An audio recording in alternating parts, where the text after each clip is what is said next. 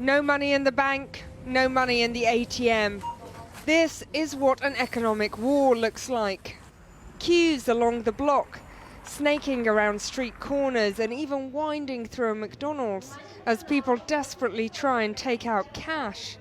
The spectre of bank runs, hyperinflation and recession on Putin's doorstep as the currency crashes and traders talk about Russia defaulting on its debt.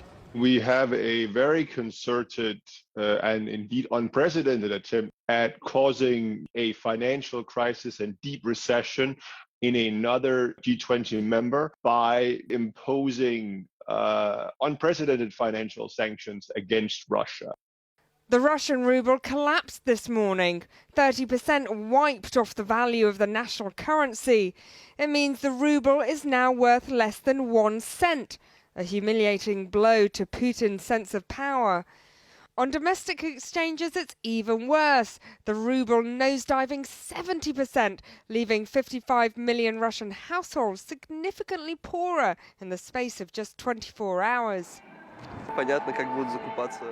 This man says he doesn't know how they'll be able to buy groceries with sanctions in place, while another describes the frenetic chase between cash points to withdraw savings. Europe and the US say they want to cut Russia off from the global financial system. And today, that's exactly what played out. The stock market was suspended in Moscow, but companies with shares that are also listed in London saw their values plummet. Gazprom, down 33%, Polymetal, down 56%, and Sberbank, which holds a third of Russian assets, fell 71%, prompting the ECB to say it was already failing or about to fail. To stabilise the capital flight, interest rates were put up to 20%, and the Kremlin ordered Russian exporters to convert 80% of their revenues into rubles, a move that has scant precedence in the world economy.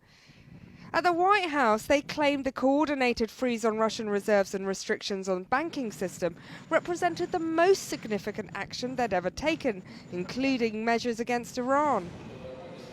But this man dismissed the West as an empire of lies, with claims Russia could simply ride out sanctions.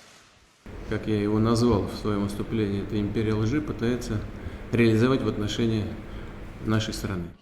But Russia's biggest asset, its natural gas and oil, remains unaffected by Western curbs. There's basically one additional grenade in the armory when it comes to sanctions. And we have, for obvious self-interested reasons, shied away from that.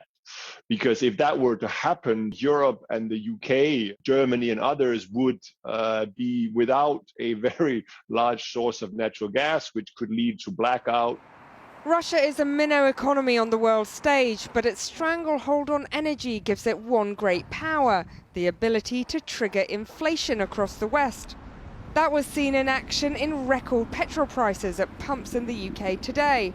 In this economic war, there will be financial losses on both sides. The question will be how much governments will be willing to subsidise energy and how long consumers will be willing to stomach higher prices.